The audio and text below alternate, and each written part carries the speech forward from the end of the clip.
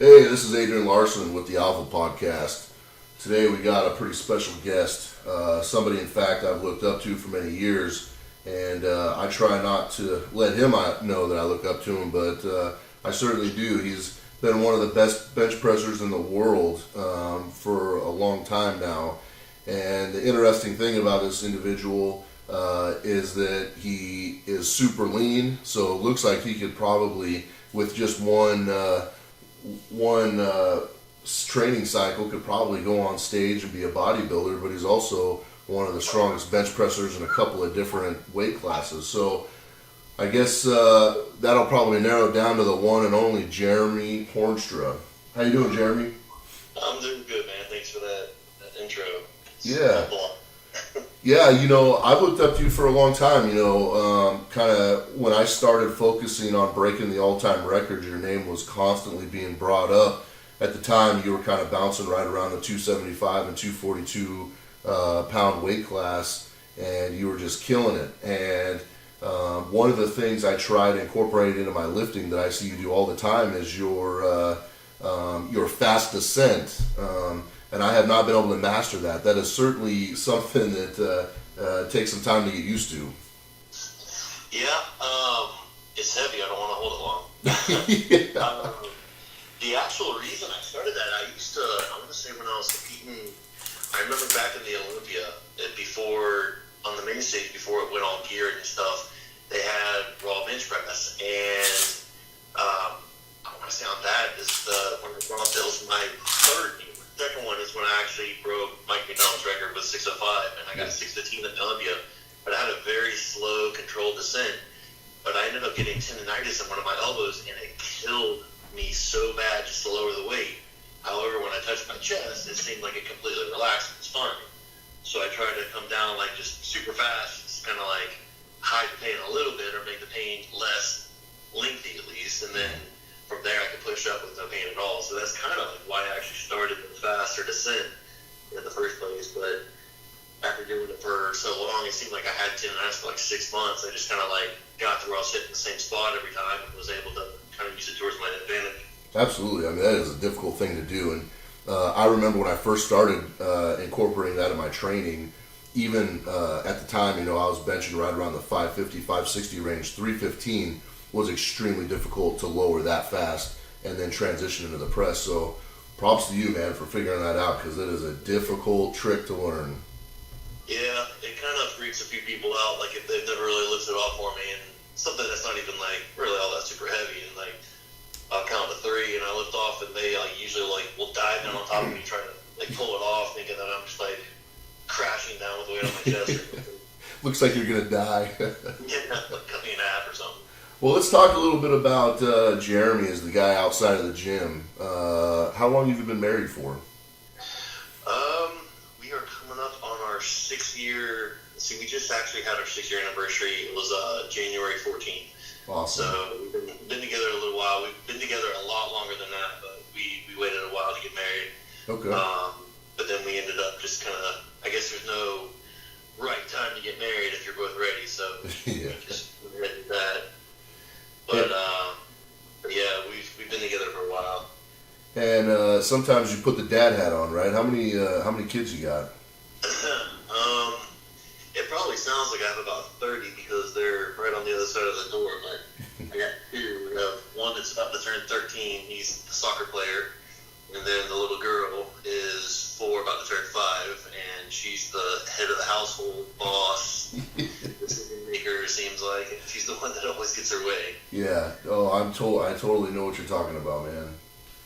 That's awesome. Do either of them enjoy working out yet? Mackenzie's 4, so we own the gym, so she's always like walking around and either showing people how to lift or copying them. But even before we opened the gym, we like had boot camps and stuff that my wife would run out of our driveway actually, and she would put the little mats out next to the girls doing the boot camp and lift her little pink weights up and do like the sit-ups or push-ups or something. But my son, he's competed a couple times in powerlifting and he likes it, but he's real passionate about soccer, and so we just kind of do that like all season. He'll train for a few months and then do a show with me, which is kind of cool to do. And right back into soccer again. Yeah, certainly that's a good dad moment. I remember the first time my kids were able to go to a competition, just kind of worked out. The suns lined up the right way, and they were able to show up. And I had my son was handing me chalk, and my daughter was handing me my wrist wraps, and it was probably one of the most significant lifting experiences I've ever had. Yeah, it's cool. I remember like him laying on the bench, and like his feet didn't even go off to the end of the bench; they were like about in the middle. And he was benching, and then for a competition, he was doing squats, and we lowered the rack all the way down, but it was still about a foot taller than him. So I had to lift it off for him and set it on his back, and then he had to walk it back. Yeah. So let's talk about jobs here. You were, and this is might be where I might be mistaken. You either were or you are still a firefighter. I was a firefighter in Central Florida, actually at the same fire department my dad and grandfather were. So I kind of grew up in it.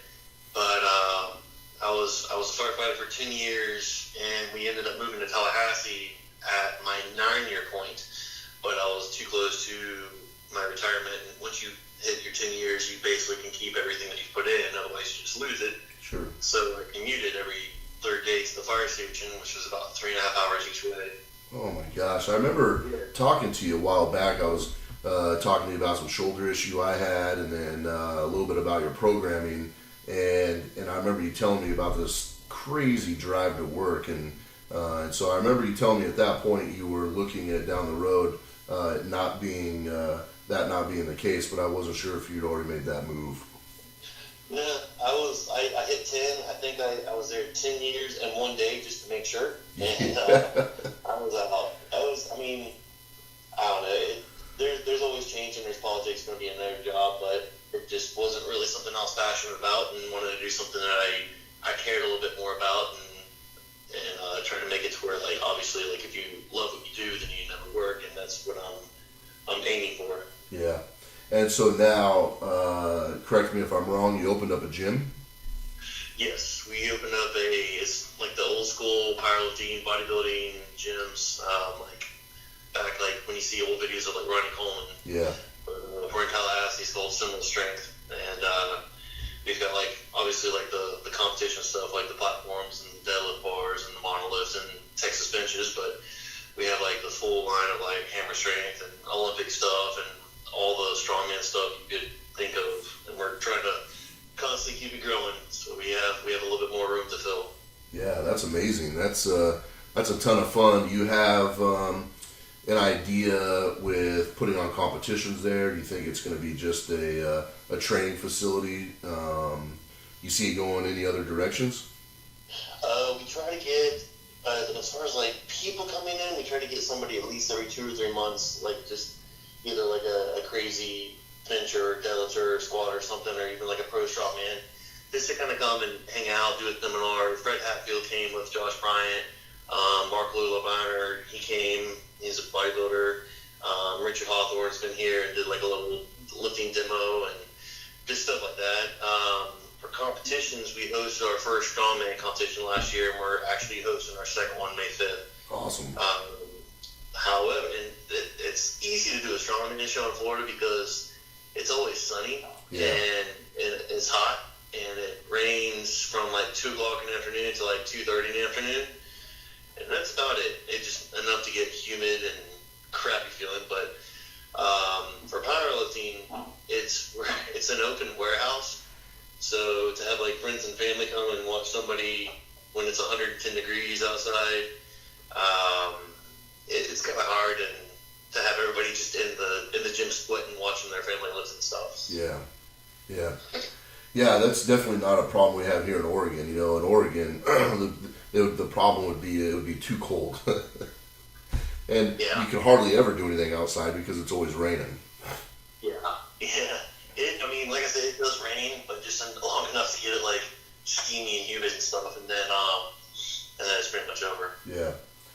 So I want to go back and talk about kind of when you first started training. I remember seeing a picture you posted, I believe either on Instagram or Facebook not too long ago, maybe less than a couple weeks. and it says you're like 18 years old, 172 or 82 pounds, and you had just benched 405 for the first time. Yeah. That's insane. I have like a few different lives, it seems. I grew up actually swimming. So I was a butterfly and a breaststroker.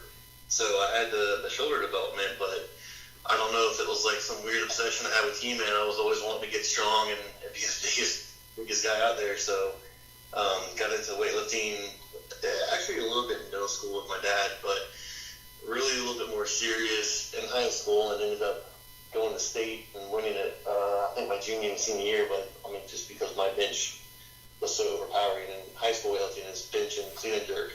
And I was not taught clean and jerk, so I just wasn't good at it. Mm-hmm. But luckily, my bench was high enough to compensate for that. Yeah, no kidding. And so in high school, you're benching right around 405. What was your idea when you went into college to play sports? What was kind of the mindset going into college? At first, no, because I had an academic scholarship and a few other that were academic based. So I was kind of going to go that route. And I mean, like a lot of people do in college, their minds change about 5 different times. And when I was actually to the point where I was like, man, I'm actually pretty good at football because I was playing some semi-pro. And my time clock had expired because I was at FSU and you've got a 5-year time clock with Division I. But by that point, I was bodybuilding and doing some other stuff. It seems like it seemed cool to me at the time. I tried it. Sure. So I did like the mountain bike racing and all that kind of stuff. Holy cow. So bodybuilding, let's talk about that a little bit. How many shows bodybuilding did you do? Like 10 maybe. It was over the course of like maybe 4 or 5 years. It's kind of like what I was wanting to do, and you open up the magazines when you're 14 and you see all the Kevin Levroni and all them, and you want to be like them, and they were benching, honestly, like in the pictures that they took, it was like 600 pounds and stuff. Obviously, they were not ideal plates to be benching with. They're probably like 10 pounds each, like someone else who benches 700 pounds at the end of the workout. But yeah. But yeah, so I started with that and ended up moving in with a guy who was doing bodybuilding also, and we trained together and did a bunch of shows, and it was fun. I thought it was a little bit more, I don't know, powerlifting is more if you lift the weight, you lift the weight, and bodybuilding is judged by many. Yeah. It's really subjective. Yeah. It depends on who you know and how they think of you as a person a lot of times. Yeah. And so then when did you transition into powerlifting? I mean, I'm assuming you do these 10 shows, you're still training really hard, and based on kind of where you're at 18 years old, you know, you kind of had this gift of just being strong. So transitioning out of out of bodybuilding, did you transition straight into powerlifting? Yeah, actually it was the fastest, smoothest transaction you could transition you could have. It was me working out at a gym in Tallahassee while I was going to FSU, and I was about 4 weeks out of a bodybuilding show. And I want to say that I did 585 for a set of 5, and then did like 605 for a double. And I'd never heard of any records or anything. I didn't know there was weight classes. I didn't follow it at all. And the guy came up to me and was like, dude, you just like doubled the world record. You should be powerlifting. And so when you look at like powerlifters or Google powerlifter, it seemed like every single one of them was like 450 pounds and had like 8 hot dogs going up the back of their neck. Like yeah. I was like, well, I don't want to look like that. Yeah. I ended up doing one with him in Adel, Georgia, which was, I don't know, it was like 4-hour drive or so. And there was a guy there, his name was Gunny Green, and he had like a bench shirt, and I guess it was like one of those competitions that like you could lift raw and gear all together all at once. And so he's like, yeah, this is a bench shirt. It adds like 50 pounds to your bench. I was like, well, crap, can I use it? He's like, yeah. So we were like, I was going to do it, but he ended up tearing it. But we ended up doing that, and I think I got like right at 600, and like basically my phone started ringing off the hook for invites to different shows, and then I went up. I want to say it was some show in Massachusetts. I can't remember, and Ed Cohn was judging, and I can't remember who else was there. But it's when Josh Bryant was there. He also picked us up, but he picked me up. I didn't know who any of these people were. And Ed Cohn wrote me and said, like, hey, I'm getting a car if you want. I'll take you to the competition. It's like an hour drive. And you could just stay in my room with me. And I'm like, okay. So I'm like Googling him, like trying to figure out who this guy is. Yeah. And I ended up just going running for the record stick the fire, but I missed it 3 times and locked out the last one, but lifted my butt a little. So that was a horrible trip, but it was like all or none.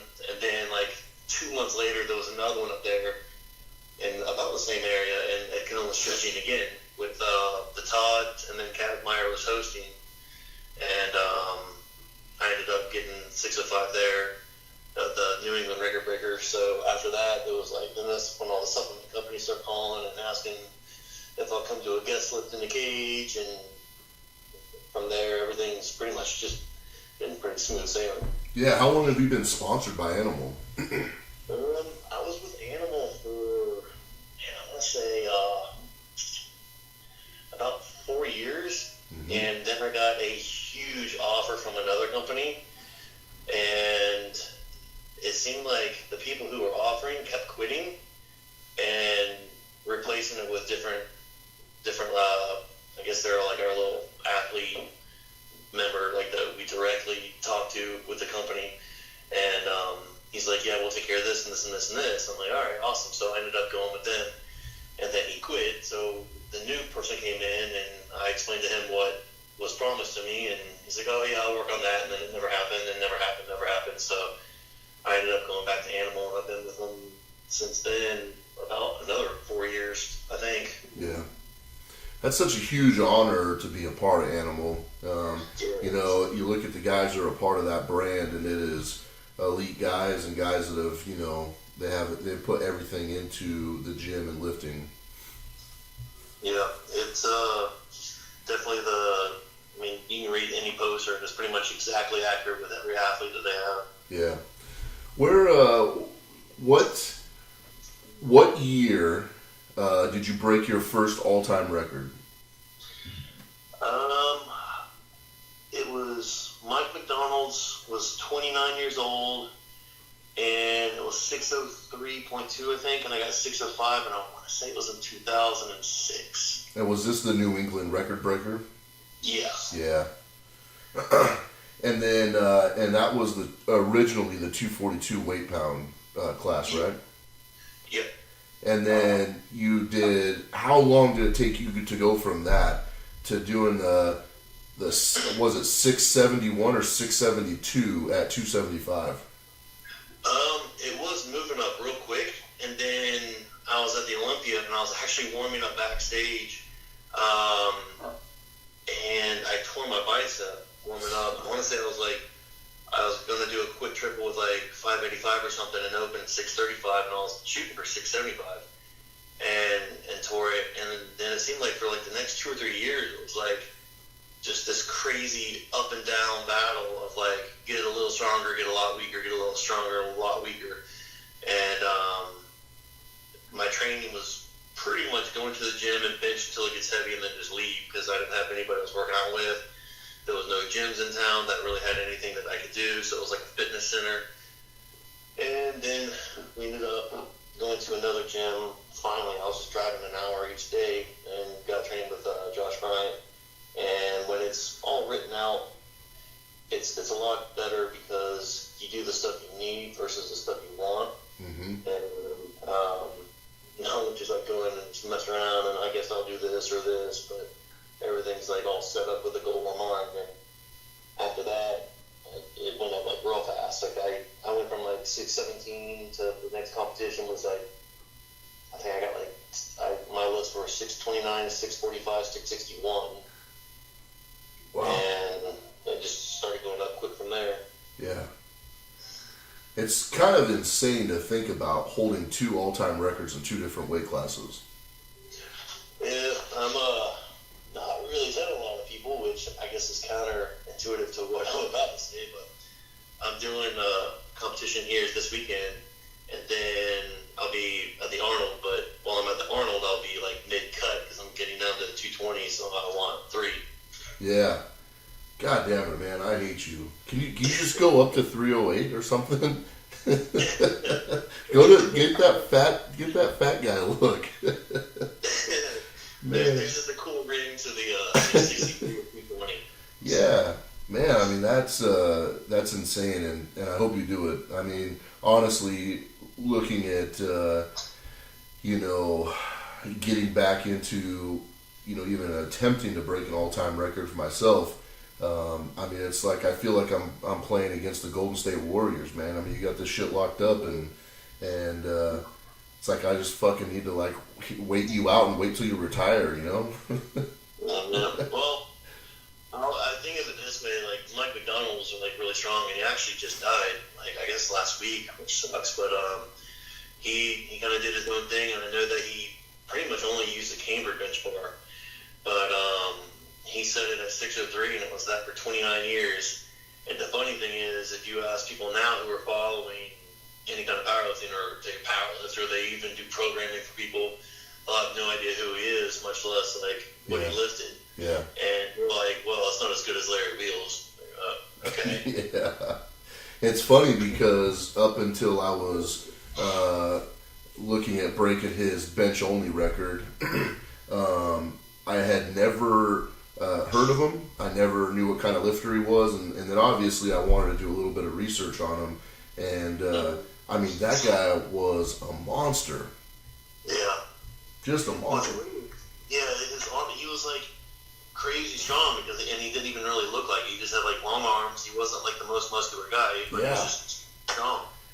And the crazy thing about it is that a lot of old school lifters have stories about him where it's like, you saw this, 600-pound bench over here. Well, I saw him in the gym almost double 615.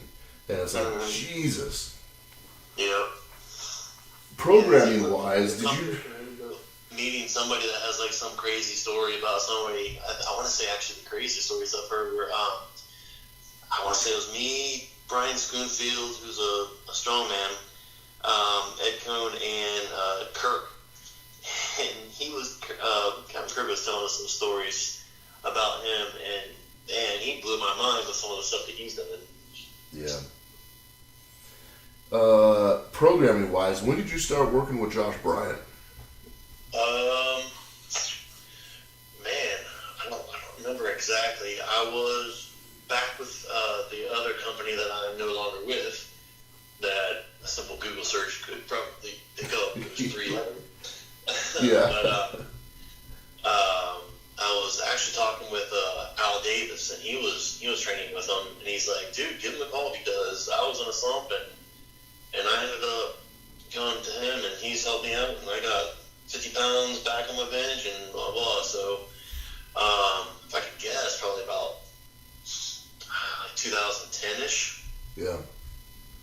And I remember back just a couple years ago, we got on the phone, we were chatting about some programming issues, and I specifically kind of picking your brain about a shoulder issue I had, and we got on the subject of your programming, and that Josh was programming you at the time, and you gave me a day's workout, and it was like twice as much as I do in a week worth of my training, right? Yeah, there's a lot of volume. I remember like the first week I did it, I was like, I've never been this sore in my life, and now I got to do chest or shoulders, which is like speed chest and incline and all this crap. I was like, good God, like I've never gone into the gym completely trashed already, but there's man, especially at the beginning of the cycle, it seems like there's about 9 or 10 exercises with like over half of them being like major accessory stuff. And the first half is like all just like heavy power movement stuff. Jeez. One of the things that you had talked to me about, and I won't dive in too much with your programming, but one of the things specifically I remember you telling me, and I tried this after you and I talked, and I couldn't believe how difficult it was, and realized that you do this week in and week out. One of the things you had done is you would set up in a squat rack and bench a bar about 3/4 of the way up into a safety rack, and you would hold it for roughly a 5 count, 3 to 5 count, and you'd do a couple of reps of that, and then you'd go and start benching as you're progressively getting heavier. And typically you never really stopped at 70% when you're doing this. It seemed, if I remember correctly when we were talking, you were still approaching closer to 90% of your max. And so I remember, I was talking to Mark Bell a lot about programming, Garrett Griffin, yourself, and I remember I went in and tried and mimicked maybe about an eighth of your workout, and it was like the hardest thing I've ever done. Yeah, when I leave the gym, it's a little bit easier now because I have everything that I want in the gym because I want to make sure that everybody has what they need. But that was the main reason of me opening was because I wanted everything that I need. But I walked after my last day and I dead to the world. You can tell me something, but I'm not gonna hear it. Yeah. Yeah, it's amazing. The amount of work you put in, and you could tell. To be honest with you, I really believe that one true training cycle, and you could probably jump on stage and do really well. I've seen a ton of videos of you. I've seen a lot of your competition videos, but then meeting you in person, man. You're you're freaking massive, and really, it's one of those days where I've always thought I was a pretty big guy, and not a lot of people make you feel small. And I go and I stand next to guys like yourself, and it's like you are stand efforting, and I'm like, shit, I'm really not as big as I thought I was. Yeah, and what's funny is I don't know, I get a lot of people when I lift, one of the things that I really do, I don't wear a belt, but I make sure that I flex my abs as high as I can, but I push them out real hard. Yeah. And then there's always somebody that comments well, if I was that fat, I could bench you. I'm like, well, all right. Yeah. What was it tough for you to be up in the closer to the 275 range? Yes, I hate it. Yeah. When I lived at 275, that was actually in Texas, and I went to Josh's house because he lives there. And I want to say we drove 5 hours, and his goal was to stop at every Golden Corral on the way there. That was only I want to say 248, and he got me up to 261 or something like that. But I was I felt like crap. But it just seems all right, from now on, everything else is gonna be hard. Tying your shoes, but that's gonna take 5 reps. Yeah. Just walking and. I don't know. It sucks for me being heavy. I sit at 250, very comfortable, or even the mid 240s, and that's usually where I end up lifting the best and feeling the best. Yeah. I noticed that people talk about adding weight, and temporarily it might be you might get some pounds on your lifting, but you overall you feel like shit. Yeah, and they're like, yeah, I wonder what he'd bench if he went to 308. Well, I don't know. I don't care. Yeah, you don't want that big beer belly. Right. 308 is retarded. Yeah. It's funny is that I put in a police application when I first turned 21, and I said they asked how tall you were and how big you were, and I said I was 5'5", which I was probably lying because I'm probably closer to 5'4". And they asked how much I weighed, and I put 238, and they wrote me a letter back, and they said I was too fat. Yeah. Well, they probably remember that very accurate and always used for some reason BMI. So. Oh yeah, super accurate. Yeah, weighing yourself on the scale at GNC, and I always get a morbidly obese thing, and it shows a little picture of an orange with a face on it. Yeah, exactly. So a couple weeks ago, or a week ago or so, you tried out your opener at 625. Yep. And that went pretty smooth. Yeah, felt good. Luckily, for some reason, it seems like every training cycle that I have leading up to a competition, something happens, and it's usually I get deathly ill the week before. Luckily, that knock on wood hasn't happened, but I was doing military press, and I want to say I went